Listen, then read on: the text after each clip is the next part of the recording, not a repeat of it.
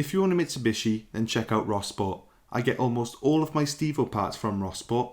They provide a large selection of aftermarket and OEM parts, and they're at very competitive prices. The parts get to you as quick as possible, and that's why I've always used Rossport. Check out the link in the description. Hi guys, welcome back to another video. Now today we're going to be working again on Stevo the EVO. Got up nice and early so I can get a fair bit done today. So I've got a few jobs really to get him ready for the track day. Just a general health check to make sure he's ready to go on track. I'm happy to start making progress, and I'm happy I'm finally taking the plunge and ripping out the interior. So I'm not sure how much to take out. Legally you have to have certain things in there like door cards, and you can't have any sharp edges that are going to cut your hand off. So I have to have a look around, see what can and cannot be removed. But today's the day, so let's make a start. Okay, so first things first, we're going to empty the boot of all non-essentials. I have partially stripped the boot already, but we're going to just take everything out now that is not going to be necessary. So the boot's now cleared. I'll give her a hoover out once everything's out. Now I'm going to go to the rear, inside the car, and I'm going to start by trying to remove some of the rear trims and the rear seats.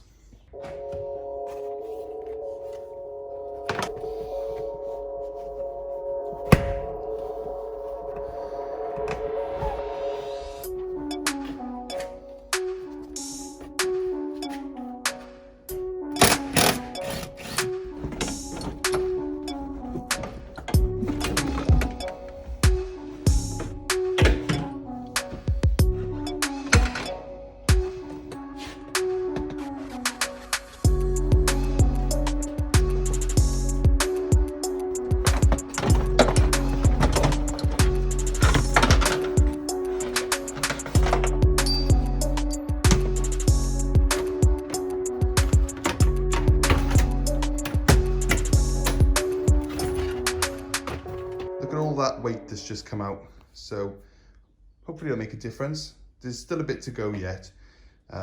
These two seats are going to go back in, so I obviously can sit in the car and have a passenger. But being road seats with airbags, recliner, comfortable, they are quite heavy compared to a proper track bucket seat. So that's something I'm going to consider looking into, perhaps getting some lightweight bucket seats. But it's not really a priority at the moment. So looking at the rear, obviously we've got the lightweight battery that I fit, but the rear is totally gutted now. I've got access to the rear dampers quickly, so I can adjust them on the track day, which is mainly why we go in, so I can set up the handling.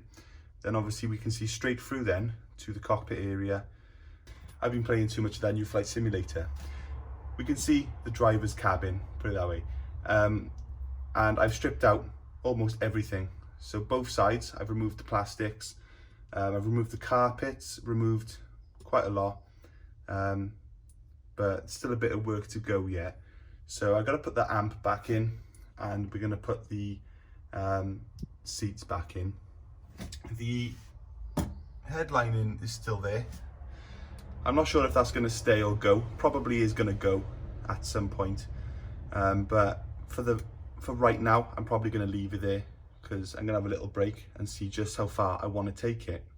When I went to a track day before, I went in a Clio RS 200 full fat, and so it had all the aircon, cruise control, everything. Sparkplug Steve had a loud exhaust. You could smell the exhaust fumes coming off it when he was driving. He had no aircon, no luxuries. I don't think he even had a fan. And what I found was, we got to the track day, or the services, because it's quite a long drive sometimes to the track days, and he was absolutely wrecked and I was fresh. But what I'm trying to say is, there comes a point where you're probably going to reduce the amount of fun that you have by making the car too uncomfortable. So Steve's done way more track days than I have, and he's in his Fiesta, he hasn't ripped out everything. He's still got the aircon, still got the cruise control, because it's a track day really, not just a track session. So we got to drive to and from the track. So you got to think of what's going to make the car better over the course of the whole day. So that's why I'm a bit reluctant to take out some things, really, just from well, learning from Steve's experience, I suppose. So as I said, the first track day in Stevo is not really about setting lap times. It's more about just having a bit of fun and testing the car to see what it needs. Well, we haven't even gone on the track day yet, and I have found a problem already. Now, I'll show you actually this. Now, I found that this bracket here has actually been rubbing on the CV boot. Now, it doesn't rub normally, but when the suspension compresses, they do actually hit. Now, what it's started to do is act like a bit of a lathe, and it's slowly worn some rubber off the boot. Now, this side has survived. This side does have a small leak though, so it looks a bit messy, but that side does have a pinhole in it now. Now, I cannot replace it. I haven't got the ability to get hold of the parts in time, unfortunately. So I think what's going to have to happen is we're going to have to just run it and hope for the best. I'm pretty sure it's going to be fine, because if that has been rubbing, it's been rubbing since I fit these coilovers, and well, it's fine. It's never, you know, been an issue. So I'm going to clean the grease off. I'm going to figure out a way of stopping this bracket rubbing and causing any further damage. So a very simple fix, just loosen the 3 bolts. This bracket slid up. Just going to tighten them back down, refit, and then I'll do the same on the other side. So quite simple to remove these, just pretty much pull them. The bottom takes a little bit more effort to get out, but it's pretty much the same thing. There's a little strap in here, just have to turn that, and then it's pretty self-explanatory really. So I'll pop it out and then I'll start to desolder the sensor. So here is the sensor, just got to desolder that.